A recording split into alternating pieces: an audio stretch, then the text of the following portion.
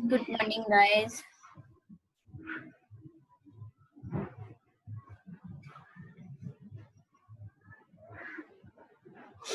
आगे सभी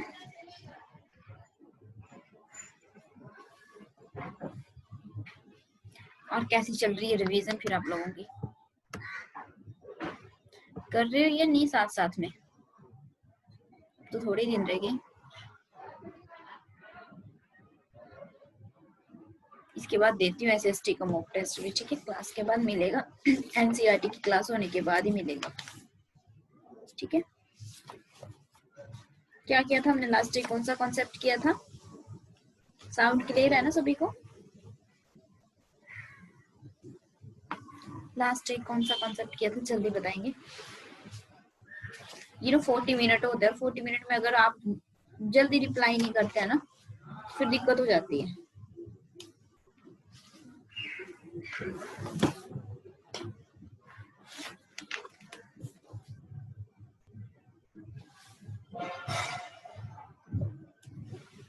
प्याजूर भाई गुड्स की कर लिया है ना। अब नेक्स्ट जो है कॉल वर्क करेंगे आज हम, फिर उसके बाद देखते हैं कि कौन सा थिंकर करना है साथ में। ठीक है, कॉल वर्क कर लेते हैं। तो आज के जो थिंकर है हमारे कॉल वर्क है।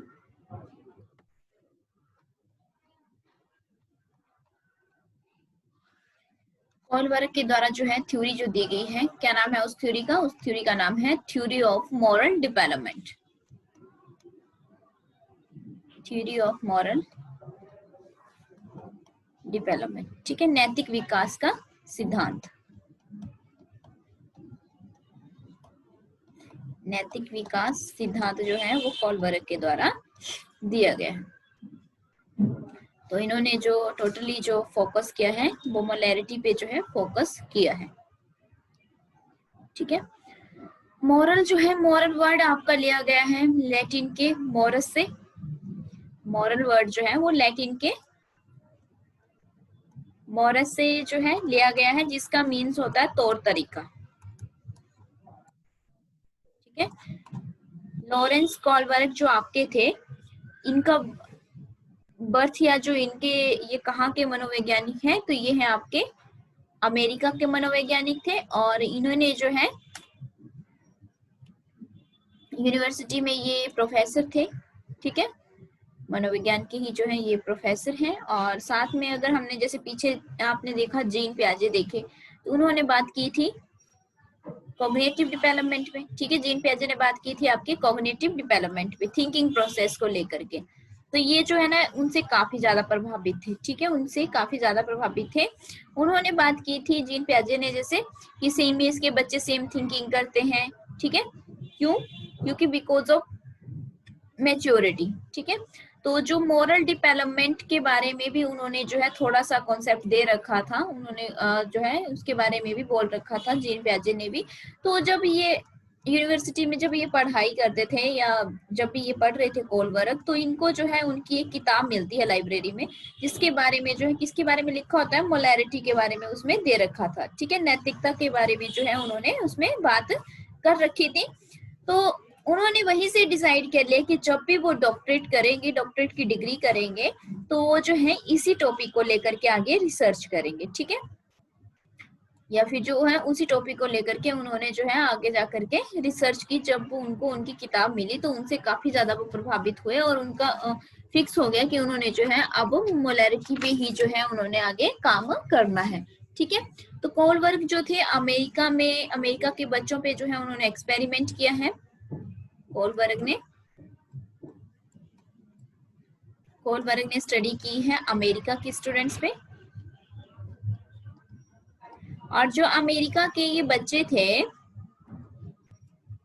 72 बॉयज पे की है। ठीक है, 72 लड़कों पे जो है इन्होंने स्टडी की है, लड़कियां नहीं थी इसमें। इनका जो है क्रिटिसिज्म भी किया गया है, आलोचना भी इनकी की गई है कि 72 जो है 72 जो है सिर्फ बॉयज ही थे जिनकी एज जो है अप टू 16 ली है। ठीक है, अप टू 16 लिए। अब ये कॉलबर्ग क्या किया करते थे? जो कॉलबर्ग थे वो क्या करते थे? कहानियां सुनाते थे। ठीक है, कहानियां सुनाते थे, स्टोरी सुनाते थे मोरल से रिलेटेड।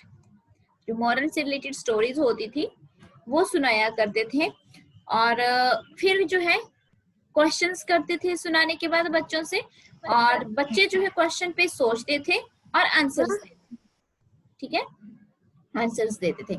अब जो इनका बेस हुआ, इनकी थ्योरी का जो बेस है या आधार कहें हम, तो वो क्या है, चिल्ड्रंस रिस्पॉन्स, वो है चिल्ड्रंस रिस्पॉन्स। तो कोलबर्ग जो है इसी तरह से जब सुनाते सुनाते जो है एक दिन वो एक कहानी सुनाते हैं बच्चों को, जो है एक दिन कहानी सुनाते हैं। कौन सी स्टोरी सुनाते थे, हेन्स वाली, ठीक है, हेन्स वाली जो है वो कहानी सुनाते हैं। हेन्स जो है, हेन्स की जो है वाइफ थी, पत्नी थी, जो बहुत ज्यादा बीमार हो जाती है, ठीक है, बहुत ज्यादा बीमार हो जाती है, मान लो उसको कैंसर हो जाता है। अब हेन्स जो है उसको हॉस्पिटल लेकर जाते हैं, हॉस्पिटल वाले जो है मेडिसिन लिखते हैं, दवाई लिखते हैं, ये हेन्स है, ठीक है, दवाई लिखते हैं। और दवाई जो लिखते हैं वो सिर्फ एक ही मेडिकल स्टोर पे अवेलेबल होती है, एक ही मेडिकल स्टोर पे मिलती है, और उसकी कॉस्ट जो है वो बहुत ज्यादा बता देते हैं। इसके पास इतने पैसे नहीं है कि वो उस दवाई को खरीद सके, तो वो उसके पास अब ना तो पैसे हैं, ठीक है, दवाई भी उसको जरूरी चाहिए क्योंकि उसको अपनी वाइफ बचानी है। तो यहाँ पे जो है वो क्या करता है, रात को चोरी कर लेता है दवाई, रात को चुरवा लेता है दवाई को, जो है चुरा लेता है, ठीक है। अब यहाँ पे क्वेश्चन जो है वो ये बन जाता है, क्या चोरी करना जो है वो सही था, ठीक है, वो नैतिकता के खिलाफ था, या फिर वो सही था या गलत था। मतलब यहाँ पे जो जो उन्होंने जो है दुविधा जो उत्पन्न कर दी, दुविधा जो उन्होंने उत्पन्न कर दी, वो कौन सी दुविधा, हेन्स डेलिमा का नाम दिया जाता है उसको, ठीक है, हेन्स डेलिमा का जो है उसको नाम दिया जाता है, हेन्स दुविधा हम उसको बोलते हैं। तो फिर क्वेश्चंस करता है बच्चों से, बच्चे फिर सोचते हैं, ठीक है, नैतिकता के बारे में सोचते हैं, मोरल रिस्पॉन्सिंग कर देते हैं कि वो सही है या नहीं है, ठीक है, उनका रिस्पॉन्स जो है वो इम्पोर्टेंट रहता है। तो इस तरह से जो है वो हमेशा वो जो है कहानियां सुनाते थे बच्चों को, और उनको सोचने पे मजबूर करते थे, और उनका जो है उनपे रिसर्च करते हैं, ठीक है। तो मतलब मेन अगर हम इस कॉन्सेप्ट की बात करें तो इनके कॉन्सेप्ट का क्या है, मोलैरिटी ही है, जिसमें राइट और रॉन्ग की बात की गई है, ठीक है, कि क्या सही है और क्या गलत है, राइट एंड रॉन्ग। अब मान लो 1 साल का बच्चा है, उसको अगर उसकी मदर जॉब करती है, ठीक है, अगर उसकी मदर जॉब करती है तो उसको जो 1 साल के बच्चे को घर में छोड़ के जाना पड़ेगा ना, तो बच्चे को तो वो अच्छा नहीं लगेगा, उसके लिए तो वो गलत है, लेकिन उसकी फैमिली मेंबर के लिए जो है के लिए सही है, क्योंकि पता है जॉब करनी है, जॉब करेंगे तभी मनी आएगी, तभी हम अच्छे से सरवाइव कर पाएंगे। तो कहीं ना कहीं जो चीज किसी के लिए सही है वो किसी के लिए गलत भी हो सकती है, ठीक है, फैमिली के लिए सही था, बच्चे के लिए जो था, चिल्ड्रन के लिए, तो चाइल्ड के लिए जो था वो गलत था, ठीक है। तो जरूरी नहीं है कि जो किसी के लिए गलत हो सभी के लिए गलत हो सकता है वो किसी और के लिए सही हो, ठीक है। तो यहाँ पे हमने बात करेंगे हम अभी समाज से रिलेटेड। समाज है आपका, सोसाइटी है, सोसाइटी में क्या होते हैं, ट्रेडिशंस होती है, परंपरा होती हैं, ठीक है, रूल्स होते हैं, नियम्स होते हैं आपके। तो इसके लिए जो है कोलबर्ग ने जो है तीन जो है लेवल बता रखे हैं, ठीक है, इन परंपराओं से गुजरने के लिए जो है कोलबर्ग ने 3 लेवल्स दे रखे हैं, ठीक है, और 6 स्टेजेस दे रखी हैं। हर एक लेवल में जो है, हर एक लेवल में 2 स्टेजेस आएंगी, ठीक है, हर एक लेवल में जो है आपकी 2 स्टेजेस आती हैं। अब तो इनको जो है हम 3 लेवल्स को जो है अच्छे से डिस्कस कर लेते हैं। प्रोमिल वेरी गुड मॉर्निंग, लेट आए हो आज क्लास में आप?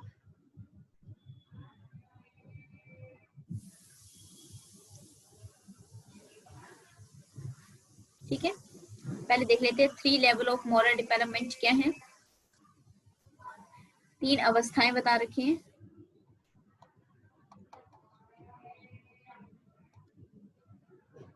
ओके, 3 लेवल जो है मॉरल डेवलपमेंट के, वो क्या है, 3 अवस्थाएं जो हैं आपके नैतिकता विकास की, वो क्या है।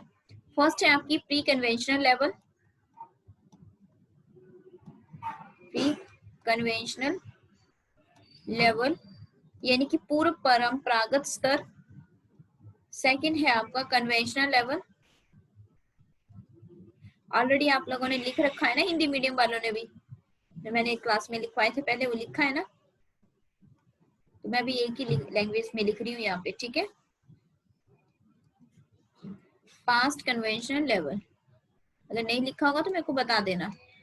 प्री कन्वेंशनल लेवल का मतलब है पूर्व परंपरागत स्तर, कन्वेंशनल का मतलब है परंपरागत स्तर, और पोस्ट कन्वेंशनल का मतलब है उत्तर परंपरागत स्तर, ठीक है। प्री मतलब पहले, पोस्ट मतलब आपका बाद में, ठीक है। तो यहाँ पे अगर हम प्री कन्वेंशनल की बात करते हैं तो मतलब यानी कि ये कितने से कितने साल तक के बच्चे की बात की जा रही है कॉल वर्क के द्वारा, 4 साल से लेकर के 10 साल के बच्चे की। कन्वेंशनल एज में जो है लेवल में जो है बच्चे की 10 साल से लेकर 13 साल के बच्चे की बात की जाएगी, ठीक है। फिर है आपका पोस्ट कन्वेंशनल, तो इसमें जो है आपका 13 साल से लेकर के 16 साल के बच्चों के बारे में बात की जा रही है कि जब बच्चा 4 साल से लेकर 10 साल तक होता है वो प्री कन्वेंशनल यानी कि पूर्व परंपरागत स्तर में होता है, मतलब यानी कि समाज या सोसाइटी जो है उसके लिए जो है फर्स्ट पोजीशन पे आ जाती है, ठीक है। नहीं सॉरी, क्या होगा इसमें, फर्स्ट पोजीशन पे उसको तो अभी समझ ही नहीं होती है ना, समाज की जो है उसको समझ नहीं होती है 4 साल से लेकर 10 साल तक, मतलब उसके लिए फर्स्टली जो है इसमें समझ नहीं होती, लेकिन 10 साल से 13 साल के बीच में जब वो हो जाता है तो क्या हो जाता है, वो अकॉर्डिंग टू सोसाइटी चलना शुरू कर देता है, ठीक है। वो हर चीज जो है सोसाइटी के अकॉर्डिंग करने की कोशिश करता है। इसके बाद 13 to 16 जब होती है तो उसमें जो है देखो यहाँ पे 10 साल से 13 साल तक बच्चा जो है सोसाइटी को समझ चुका होता है, उसने अपनी जो है सोसाइटी के प्रति जो है चेतना विकसित कर ली होती है, और उसके बाद जो है वो अपने हिसाब से जो है थोड़ा चीजों को देखना भी साथ में शुरू कर देता है, ठीक है। तो ये है तीन लेवल है, हर लेवल में जो है अब 2 स्टेजेस आएंगी, ठीक है। हर लेवल में 2 स्टेजेस आएंगी, तो स्टेजेस हो गए आपके 6 और लेवल हो गए आपके 3। हर एक लेवल में जो है 2 स्टेजेस होंगी, वो देख लेते हैं, ठीक है। फर्स्ट लेवल था आपका प्री कन्वेंशनल लेवल,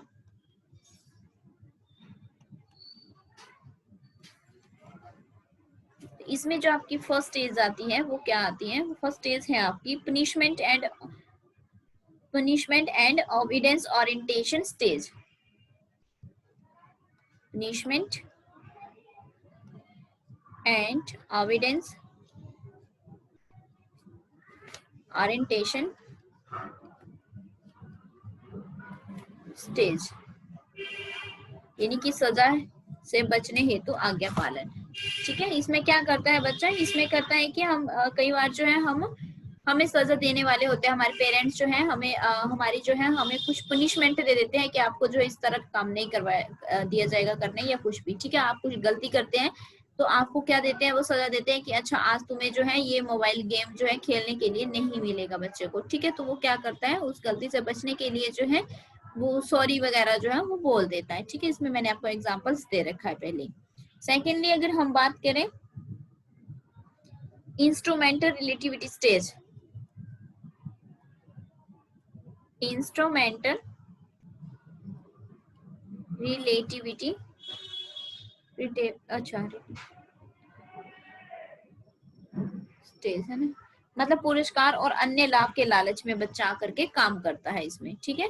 जैसे कि आप दुकान पे भेजते हैं बच्चे को, शॉप पे भेजते हैं, तो बच्चे को अगर आप 20 रुपए देते हैं, 10 रुपए का सामान आएगा और 10 अगर बच जाएंगे तो उसको आप बोल देते हैं कि आप जो है इसमें से 10 का जो मन करेगा तेरा वो ले लेना, ठीक है। तो बच्चे को जो है क्या होता है, लालच आ जाता है और वो उस काम को करता है, उनकी आज्ञा का पालन करता है। अगर नहीं देंगे तो वो बोलेगा मैं क्यों जाऊं, ठीक है। चलिए नेक्स्ट देखते हैं। नेक्स्ट है आपका सेकंड लेवल है कन्वेंशनल लेवल।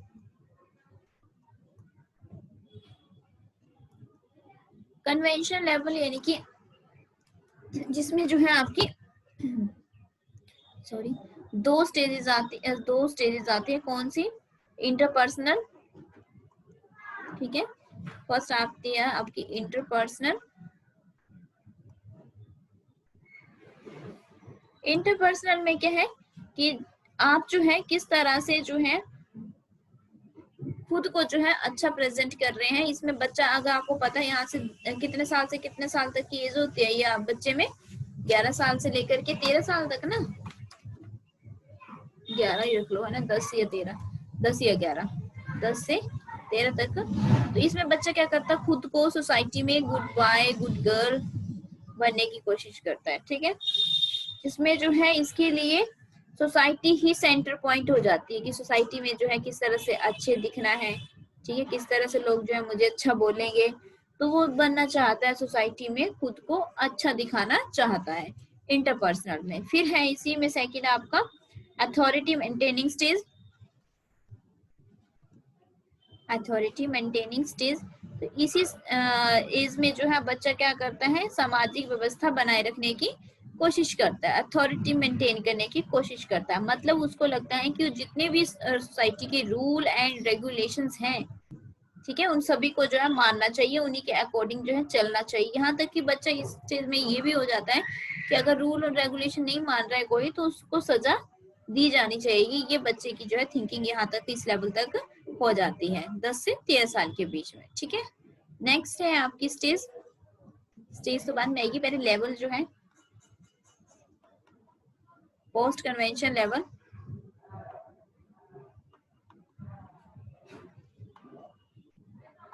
तो इसमें जो स्टेज है आपकी सोशल कॉन्टेक्ट सॉरी, है ना, social contact and individual rights stage. Individual rights stage, ठीक है, सामाजिक अनुबंध और व्यक्तिगत अधिकार की अवस्था। अब इसमें क्या होता है, बच्चा जो है थोड़ा, आपको पता है यहाँ से 13 साल से बाद जो है 14 से 16 साल के बीच की बात है अगर, तो बच्चा जो है एडोलसेंस में चला जाता है, ठीक है, किशोरावस्था में जो है बच्चा पहुंच जाता है।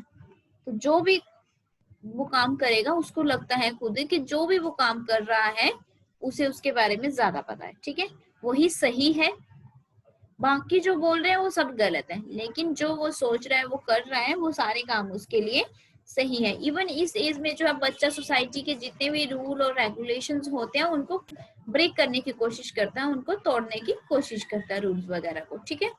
फिर है नेक्स्ट 6 आपका, इसी में इसी स्टेज में इसी जो लेवल में जो है आपका 6 स्टेज है आपकी यूनिवर्सल एथिकल स्टेज। बहुत फास्ट करवा रही हूँ ना अब तो, पर क्या करें, रिवीजन भी तो करनी है ना, पहले सारा किए थे आपने, रिवीजन ही है आपकी। ऐसे तो आप घर में खुद करते हैं, लेकिन चलो। क्या था, सार्वभौमिक नैतिक अवस्था कहते हैं इसको, ठीक है। जैसे हमने वो एग्जाम्पल देखा था, हेंज वाला एग्जाम्पल देखा था, वहां क्या था, एक साइड जो है उसकी लाइफ थी, वाइफ की जो एक साइड लाइफ थी और एक साइड जो है उसकी मोलैरिटी थी। अब दोनों में से जो है कौन ज्यादा चीजें इंपॉर्टेंट थी, लाइफ इंपॉर्टेंट थी तभी उसने चोरी की ना, इसलिए मतलब नैतिक तो इंपॉर्टेंट नहीं थी। तो जब उसने जो है लाइफ की बात की, यानी कि इसका मतलब है इम्पोर्टेंट जो है वो क्या है, मानवता जो है वो सबसे ज्यादा इम्पोर्टेंट है, इंसानियत जो है वो सबसे ज्यादा इम्पोर्टेंट है, इसलिए कहा गया मानवता ही सबसे बड़ी धर्म है, ठीक है। क्लियर है, यहाँ तक किसी को कोई डाउट तो नहीं है इसमें? यस और नो? क्लियर?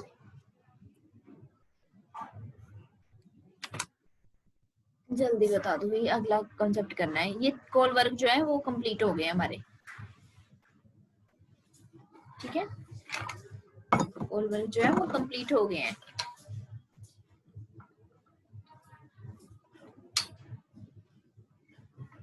थ्योरीज ही लगती है टफ, बाकी तो इजी है। सोशल बोल रही हूँ, सोशल साइंस बोल रही हूँ, क्या बोल रही हूँ, चाइल्ड डेवलपमेंट। अब क्या करना, थ्योरी करनी कॉन्सेप्ट करना, जल्दी बताओ। थ्योरी करनी कॉन्सेप्ट करना, कोई थ्योरी करनी है तो फिर थिंकर कर लेते हैं डिस्कस। बता दो आप लोग, आपकी राय चलेगी आज, सभी करेंगे कमेंट, फिर नहीं बोलना क्या। मैम थॉर्नडाइक का जो थ्योरी है वो ड्राइव में नहीं चल रही थी। बोर तो नहीं हो गए पढ़ पढ़ के? जब पेपर पास में होता है ना तब ना हमें सब चीजें याद आनी शुरू हो जाती है, मतलब है ना, मतलब ऐसे हमें बाकी कोई भी चीज याद नहीं आ रही हो ना, जैसे जैसे पेपर नजदीक आता है सब चीजें हमें अट्रैक्ट करना शुरू कर देती हैं। थ्योरी ही करनी सबने, थॉर्नडाइक करना है, पेपलर करवा दो, थॉर्नडाइक करवा दो, क्या क्या करवा दो। मैम थॉर्नडाइक करवा दो, ड्राइव में चल नहीं रही है वो। यस मैम, मैं भी यही बोलने वाली थी। चलो जिसका मैम कमेंट वो पहले आप देख लेते हैं थॉर्नडाइक वालों का, ठीक है, हम लोग भी करवा देंगे। EL Thorndike and educational impact, ठीक है। तो उन सब चीजों से आपने थोड़ा दूर रहना है, मतलब किसी भी चीज से, ठीक है। आज ये जो टाइम होता है ना एग्जाम वाला, 5-6 दिन या फिर इससे 15 दिन पहले, तो इससे पहले ना सब चीजें, मतलब जो हमें चीज नहीं भी हम सोचते हैं ना, वो भी हमें माइंड में आना शुरू हो जाती है। वो सब चीजें जो है माइंड में आना शुरू हो जाती हैं। कहीं ना कहीं वो वजह होती है कि डिस्ट्रैक्शन जो है वो सारी इकट्ठी आनी शुरू हो जाती है एग्जाम से पहले। ऐसे माइंड हमारा हमेशा कूल रहता है, लेकिन जब हमें पता है कि एग्जाम है, तब मूवी देखने का मन, फोन में बात करने का मन, फिर जो है आपका व्हाट्सएप पे बिना मतलब के लगे रहना, ठीक है, और क्या बोलते हैं, सॉन्ग सुनने का मन, ठीक है, सारी चीजें। अच्छा अब पेपर हो जाएगा, उसके बाद हम ये जो है, अच्छा यहाँ खाना खाने जाएंगे, यहाँ पे घूमने जाएंगे, वो सब चीजें भी याद आनी शुरू होती है पेपर से पहले। मतलब मेरे साथ तो ऐसा होता है अक्सर, आप लोगों के साथ भी शायद होता ही होगा, क्योंकि शायद ह्यूमन बींग्स का जो माइंड है वो सेम ही चलता है मैक्सिमम। अगर हम बात करें 80% जो है सब चीजों में जो है सेम ही होता है, लेकिन थोड़ा इन्वायरमेंट वगैरह जो है वो सब चीजें थोड़ा सा अलग कर देती है, बाकी सेम ही चलता है। होता है सभी के साथ, यस और नो?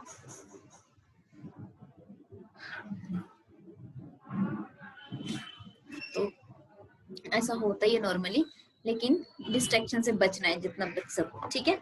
अब इसके लिए आप मेडिटेशन किया करो, अच्छे से रोज मेडिटेशन करो, सुबह उठ के 10-15 मिनट पहले मेडिटेशन ही करो, उसके बाद पढ़ने बैठो फिर।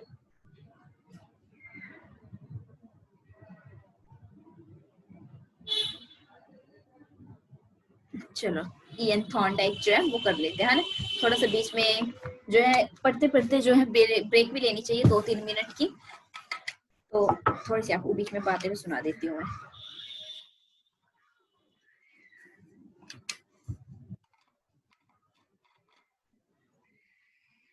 अच्छा थॉर्नडाइक ने कौन सी थ्योरी दी है, किस चीज के बारे में बात किया उन्होंने, उनका सबसे फेमस क्या है, दोबारा से लिखती हूँ थोड़ा सा जाके।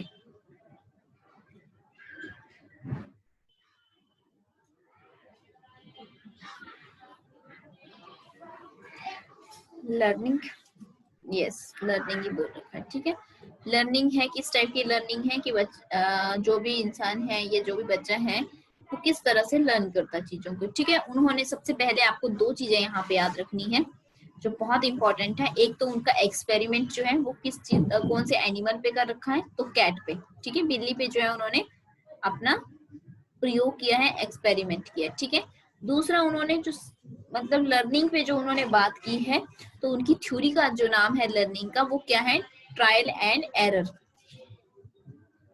Trial and error. चलो फटाफट कर लेते हैं ताकि कॉन्सेप्ट आपका कंप्लीट हो सके। यस आवाज नहीं आ रही क्या मेरी, बिमूर को आवाज नहीं आ रही है, सभी को नहीं आ रही है क्या, मेरी वॉइस जो है वो क्लियर है?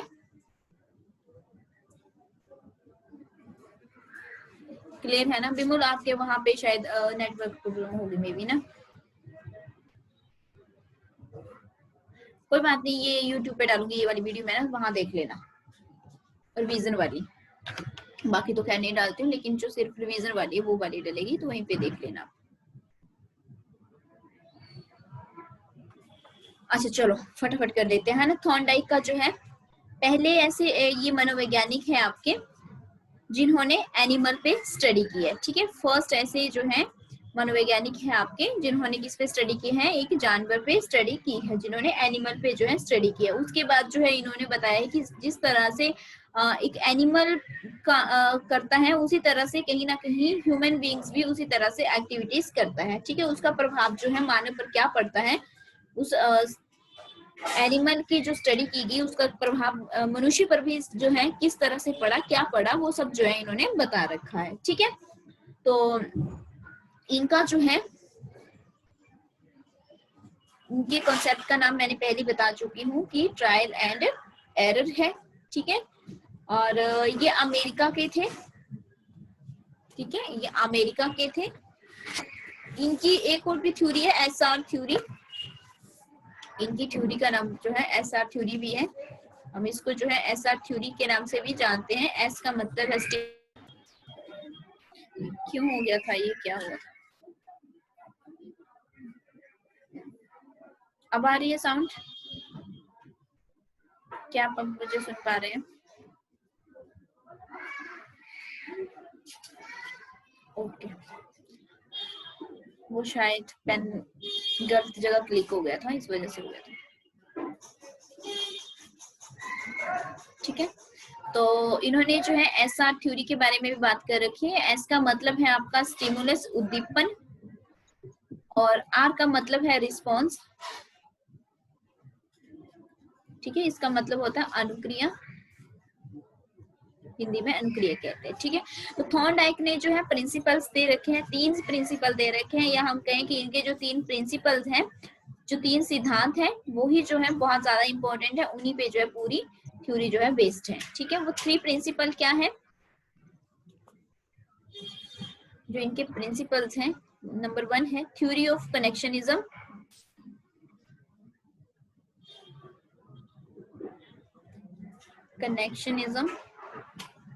संबंधवाद का सिद्धांत। सेकंड है theory of trial and error, theory of trial and error, ठीक है, यानी कि प्रयत्न और भूल का सिद्धांत। नंबर 3 पे है आपकी प्रिंसिपल ऑफ स्टिमुलस रिस्पॉन्स। ये तीनों बहुत इंपॉर्टेंट, यही पढ़ेंगे हम इस क्लास में आज, ठीक है। जो बच जाएगा वो कल की क्लास में देखेंगे, क्योंकि 10 ही मिनट है अभी हमारे पास टोटल, तो जो बच जाएंगे वो कल देखेंगे, लेकिन जितना होता है आज वो भी कर लेंगे, ठीक है।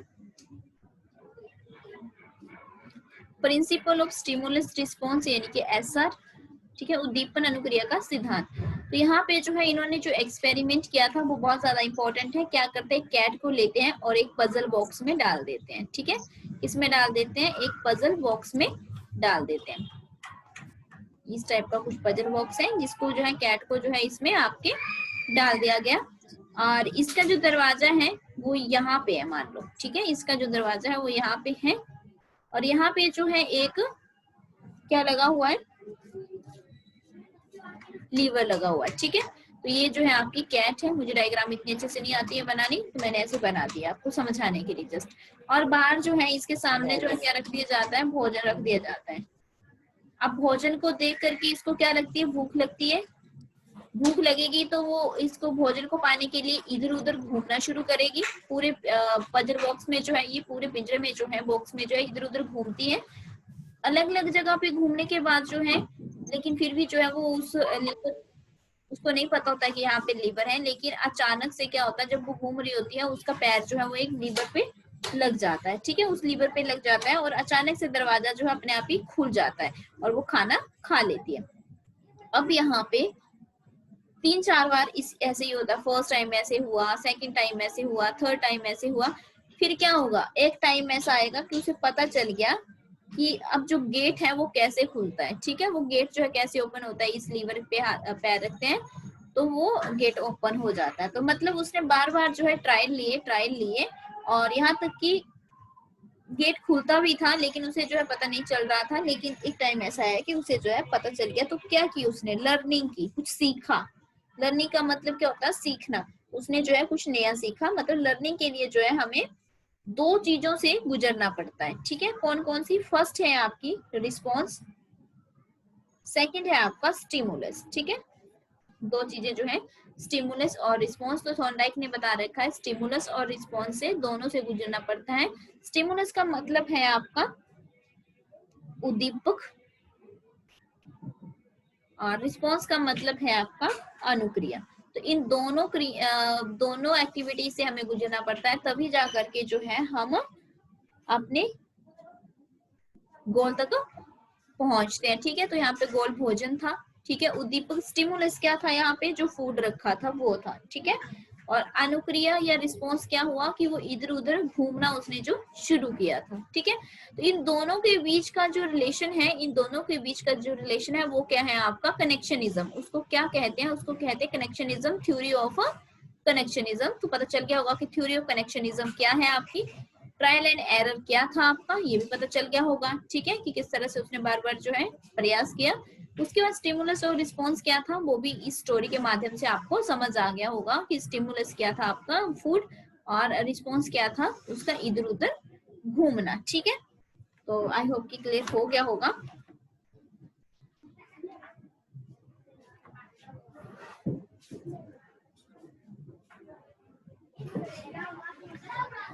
ओके, थोड़ा सा और दे देती हूँ स्टिमुलस के बारे में आपको एग्जाम्पल।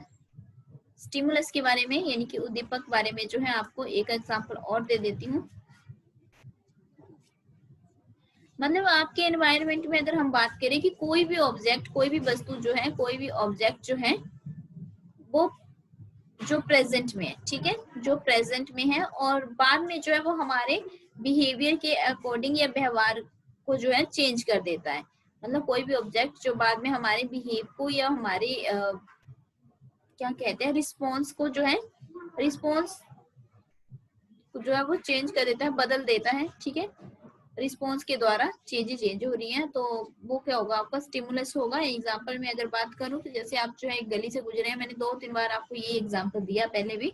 ठीक है, तो आपको समोसे की अगर दुकान दिखाई देती है तो आपका क्या होगा, वहां से खुशबू आ रही है समोसे बनने की, तो आपका क्या होगा, मुंह में पानी आ जाएगा। ठीक है, या फिर आपने चाट की दुकान से आप गुजरते हैं तो भी क्या होगा, आपको खुशबू आएगी दुकान से, आपको क्या होगा, मुंह में पानी आ जाएगा। ये यहाँ पे जो है जो दुकानें हैं आपकी, जैसे चाट समोसे जो हैं आपके, वो क्या है, स्टिमुलस है, उद्दीपक है आपके।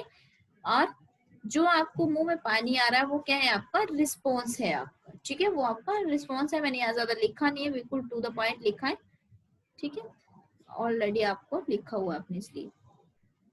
चलो, तो स्टिमुलस और रिस्पॉन्स क्लियर हुआ, यस और नो, जल्दी फटाफट।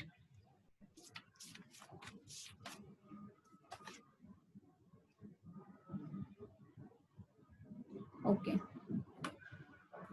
इसके बाद जो है इन्होंने प्राइमरी और सेकेंडरी लॉ बता रखे हैं। प्राइमरी लॉ की अगर हम बात करते हैं, प्राथमिक कानून। ठीक है, प्राथमिक कानून, तो ये 3 टाइप के बता रखे हैं। कितने, 3 बता रखे हैं। ठीक है, ये प्राइमरी क्यों है, क्योंकि ये बहुत ही ज्यादा स्ट्रॉन्ग रोल जो है प्ले करते हैं, बहुत ज्यादा स्ट्रॉन्ग भूमिका अदा करते हैं, निभाते हैं। फर्स्ट है law of readiness. Law of readiness, इसका क्या मतलब है, तत्परता या तैयारी का नियम। यानी कि जब भी आप क्लासरूम में जाएंगे बच्चों को पढ़ाने, तो आप क्या करते हैं, पहले मेंटली प्रिपेयर होते हैं खुद। ठीक है, मानसिक रूप से प्रिपेयर होते हैं, फिजिकली प्रिपेयर होते हैं। ठीक है, और साथ ही साथ में अपना जो है टॉपिक जो रहता है आपका क्लास में पढ़ाना है जो आपने, वो भी आप प्रिपेयर करते हैं। ठीक है, स्कूल में अगर आप पढ़ा रहे हैं तो आपको ये तीनों चीजें करनी पड़ती है। मतलब यानी कि कहीं भी जाने से पहले क्या आप क्या करते हैं, तैयारी करते हैं। सेकंड है हमारा law of effect. Law of effect, तो इफेक्ट का मतलब है प्रभाव का नियम, कि आप जो भी एक्टिविटी कर रहे हैं उसका जो है सोसाइटी पे क्या प्रभाव पड़ रहा है, या आप लाइफ में जो कुछ भी सीख रहे हैं, जितने भी तरीके सीख रहे हैं, उनको कितने इफेक्टिव तरीके से आप सीख पा रहे हैं, उनका जो है आपके जीवन पे जो है वो क्या प्रभाव पड़ रहा है। तो वो है आपका लॉ ऑफ इफेक्ट, अफेक्ट क्या है, इफेक्टिव। ठीक है, ये इफेक्ट। थर्ड है इसमें आपका law of exercise. Law of exercise का अभ्यास का नियम, तो किसी भी काम को जो है अच्छे तरीके से करने के लिए क्या करनी होती है, आपको प्रैक्टिस करनी जरूरी है। ठीक है, क्या करना जरूरी है, प्रैक्टिस करना जरूरी है। लर्निंग तभी इंक्रीज होगी जितना आप प्रैक्टिस करेंगे। ठीक है, जितनी आप प्रैक्टिस करते हैं उतनी ज्यादा जो है आपके सीखने की जो प्रक्रिया है या जो सीखना है वो उतना ही ज्यादा जो है आपका इंक्रीज होता है। ठीक है, इसके बाद आपके जो है सब ऑर्डिनेट लॉस है। प्राइमरी लॉज जो है वो 3 थे, इसके बाद जो है आपके सब ऑर्डिनेट लॉज हैं, जिसमें फर्स्ट है आपका law of multiple response. Law of multiple response यानी कि एक से ज्यादा रिस्पॉन्स आना, ठीक है, बहुविधता वाली अनुक्रिया। इसमें जो है जैसे आपने देखा, जैसे हमने बिल्ली वाला पीछे देखा था एक्सपेरिमेंट देखा, तो उसमें हमने क्या देखा, उसमें हमने देखा कि किस तरह से बिल्ली जो है उसको बंद किया गया था, लेकिन वो किस तरह से प्रयास करती है, बार बार घूमती है, ठीक है। तो मतलब हर बार जो है अलग अलग रिस्पॉन्स आ रहे थे, कई बार जो जल्दी ओपन हो जा रहा है, कई बार लेट हो रहा है, ठीक है। तो थॉर्नडाइक ने सीखने के लिए जो है हमें बहुत ही जगहों पे घूमना पड़ता है, ये बात उन्होंने कह रखी है। तो लॉ ऑफ मल्टीपल रिस्पॉन्स हमें मिलते हैं। सेकेंडली है law of attitude, law of attitude. तो एटीट्यूड यानी कि नजरिया किस तरह से है चीजों को देखने का, आपका वे ऑफ थिंकिंग जो है पॉजिटिव है नेगेटिव है वो रहता है इसमें। नंबर थर्ड है आपका, एग्जाम्पल नहीं दे रही हूँ इस टाइम में, ठीक है, एग्जाम्पल नहीं दे रही हूँ, जस्ट हम रिवीजन कर रहे हैं। लॉ ऑफ एनालॉजी थर्ड है आपका, law of analogy.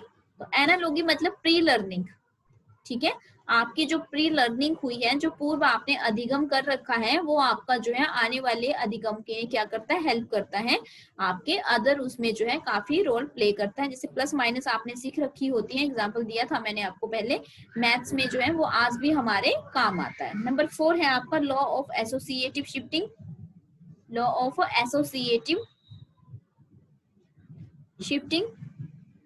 Law of associative shifting जो है वो क्या होता है कि रिस्पॉन्स, ठीक है, जो आपका व्यवहार है वो किस तरह से रह रहा है, यानी कि आप जो है कई बार चीजों से डर जाते हैं, कई बार एक बार चीज से आप डर गए, जैसे मैंने एग्जांपल दिया था, अगर बचपन में आपको मैथ्स वाले टीचर से डर लगता था, तो उनकी हर चीज से आपको डर लगता है, ठीक है, फिर वो उनकी साइकिल हो चाहे उनकी कार हो, उन सब चीजों से आप डर जाते हैं। नंबर 5 है आपका लॉ ऑफ पार्टियल एक्टिविटी, ठीक है। तो इसमें क्या है आपका, इसमें है कि आप जो है लर्निंग करते हैं, कई बार आप जो है कम एक्टिव होते हैं, लेकिन फिर भी आप क्या करते हैं,